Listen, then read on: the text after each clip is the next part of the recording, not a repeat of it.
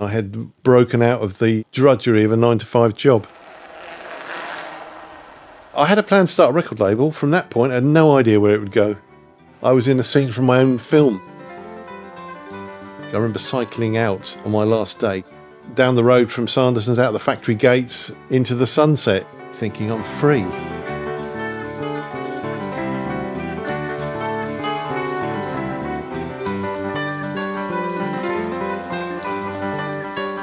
I'm now going to do exactly what I want to do, run a record label and tour with rock bands. This is Season 2 of The Corruption Diaries, a podcast from the Tax Justice Network. I'm Naomi Fowler. In this episode, veteran tax justice campaigner Richard Allen takes one of the biggest gambles of his life, touring Europe with the prog rock band Porcupine Tree. By the time he left his job at Sanderson's, Richard was living with his partner, Julie. If it hadn't been for Julie, I don't think I could have run the label, to be honest. She found me the office. She had a very good job. She already had a house, and so I was able to put all my effort and investment into the label. We started off in one room in Churchfield House, Chelfton Peter, plus we had a little lock-up down the back where Porcupine Tree used to keep all their gear before we went on tour. In the early days, what took up most of Richard's time was the mail order business, which they called the Freak Emporium. They were fast adopters of a website for online sales, but they started off with a printed catalogue of records which they used to send to customers through the post. We were selling CDs online before Amazon. We started in 94, and it was very primitive. People would have to basically email you their order, and you have to email them back. It was a constant round of ordering stock, selling stock, ordering stock, selling stock, gradually building up our cash until then we started making records. The records were delivered. The postman, he came in one day and was talking about music, and I said, "Oh, try this," and I gave him a Porcupine Tree CD. He just became a huge fan. He turned up at all the gigs. We used to call him Pete the Prog Postman. He'd be turning up with the mail, and we'd be leaving in the tour bus, and he'd wave us off. Touring was now taking up so much time that Richard and his co-editor Ivor decided to wind down their music magazine, Freak Beat. Freak Beat was very complicated, very expensive to produce, and we just didn't have the time because everything else took off. Ivor joined me shortly after I left my job. He decided to come and move to Chelfton Peter and join me working on it full time. It couldn't have worked if it hadn't been for Ivor, because Ivor did all of the things I couldn't do. Ivor was the sort of expert on all of the artwork and the computer systems, and he was involved in A&R as well and brought some acts in. A&R is artists and repertoire, the person at a record label that deals with the artist. I was sort of dealing with all of the stuff to do with the logistics and dealing with people and the bands and all that side of things.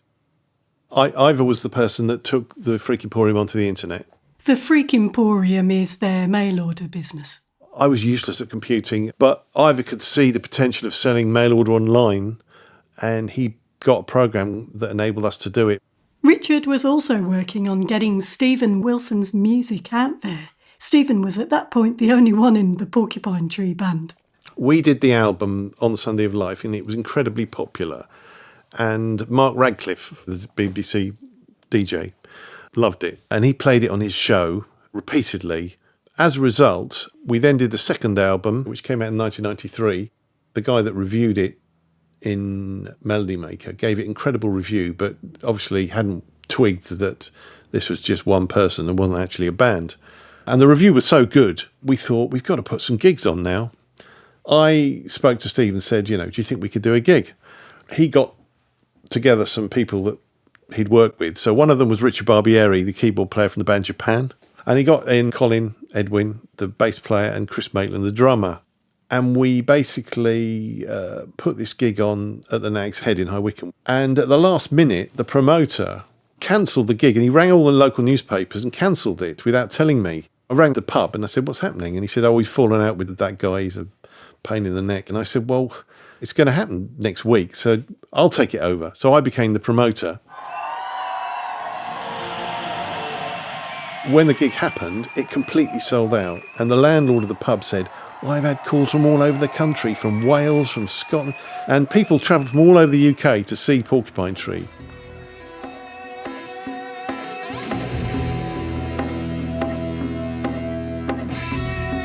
So the first gig was a complete success. I met in a pub with a friend of mine, Glenn Povey. He was in a couple of years below me at Chalfont Secondary School. I got in contact with him because he also worked at a reissue label. We had a meeting in the Greyhound pub in Chalfont St Peter, and I gave him a copy of On the Sunday of Life and said, look, what do you think? And he really liked it, and he said, I could see this being successful live. He managed the Australian Pink Floyd, an Australian band that played Pink Floyd's music and ended up doing stadiums. They're called tribute bands now. So he knew about booking gigs, and I'd done a bit. We formulated this idea to make Porcupine Tree a live act. He was booking a band with a ridiculous name that no one had heard of that played completely uncommercial music into venues in Europe and the UK, which is almost an impossible task because promoters want to put things on that have got a track record that have a chance of pulling people in. You know, you ring up and say, I've got a band called Porcupine Tree that plays prog rock, and you're dead in the water. But he found promoters, and over time the thing snowballed. When the band started touring live, we flew to Rome. The local radio station, Radio Rock, had been playing a track off On the Sunday of Life called Radioactive Toy repeatedly, like daily on mainstream radio. All of Rome had heard it. The band was hugely popular. We couldn't believe it because we were put up in, a hotel. The venue was an enormous theatre with tiers of seats. The place was packed. So when the band came on, there's this massive roar.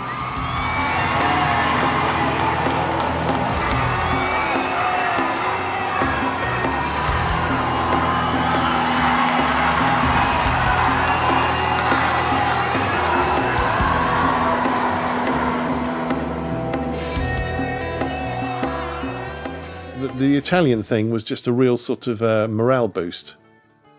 That was the moment where all of us went, this will work. Richard started living the life he'd dreamed of the day he left his job at Sanderson's. That was a one-off big gig that inspired everybody to try and reach that point at every gig. But quite often you would be staying in pretty grotty hotels or bed and breakfasts, or you'd be travelling around in a van, and my role was manager, tour manager, merchandise, lighting. I mean, one tour I did the merchandise, the management and the driving. I was lighting a gig in Poland and it was on the top floor. And when the gig ended, I had to run down about 10 flights of stairs, run across this big hall, jump over a table and be the merchandise guy. And I turned round and this huge wave of people came at me. Another gig in Poland. We'd sent them a very detailed spec on the lighting rig. They provided absolutely everything we wanted, but the only thing I hadn't done was put it together. So when we got there, the lighting rig was laid out in neat lines, all the bolts, all the nuts, all the bits. And we had to assemble this massive jigsaw in the space of about an hour. Moving a band around the world, it's a bit like working on a construction site with music. You're lifting heavy weights, connecting cables at stupid times of the day.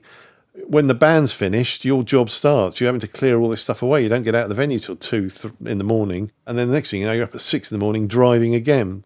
I did a drive once from Warsaw to Berlin, 10 hours straight. Your enthusiasm for the music keeps you going.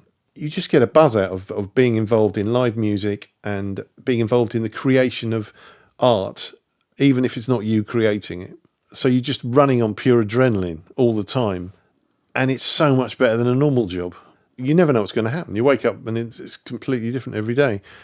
Sort of all the crazy kind of things that happen. We were at a gig in Italy on a sports field. There's about 3,000 people there.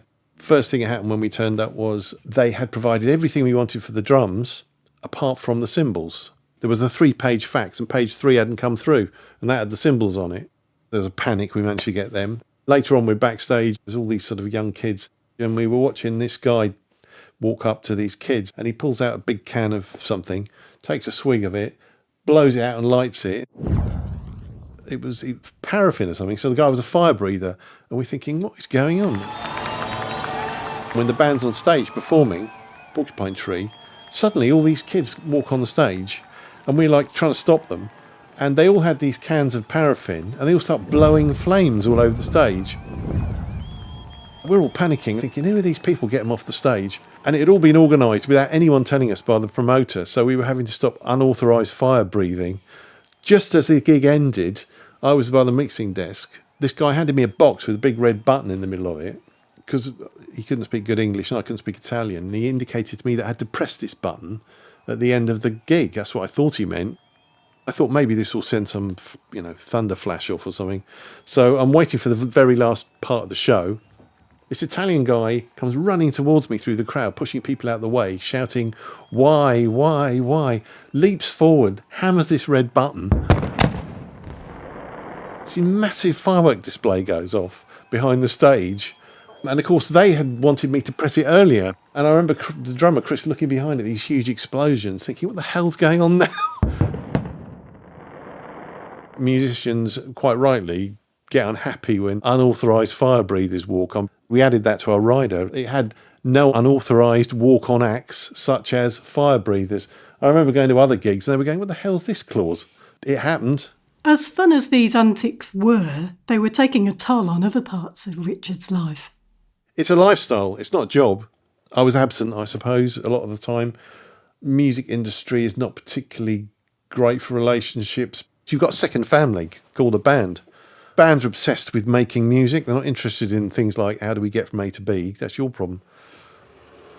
Julie was doing her own job. I remember I came home once from tour, came through the door and it was my birthday. She'd organised a surprise party and I walked through the door actually exhausted and the room was full of people. I never earned any money from those tours. I had an agreement with the band that whilst I was running the label, I was managing them. I wouldn't make any management charge. So I decided that I would do it as part of an overall plan to make the label work in the longer term. For a long time, the mail order financed the label and the mail order financed a lot of the touring, particularly Porcupine Tree. We managed to claw back the loss from merchandise. But of course, all of the logistics had to be funded up front. It was all paid for in advance by the Freak Emporium. The band obviously didn't make much money out of it either. Everyone was working towards the longer term, which was to create an audience and to build up something that had a life that was more than just a couple of albums, and that's been successful. You've been listening to the 5th episode of The Corruption Diaries Season 2 with me, Naomi Fowler, produced and sound designed by Leo Schick. In the next episode, the bubble starts to burst. There is a limit to what anybody can take, which is one of the reasons why I dropped Porcupine Tree management.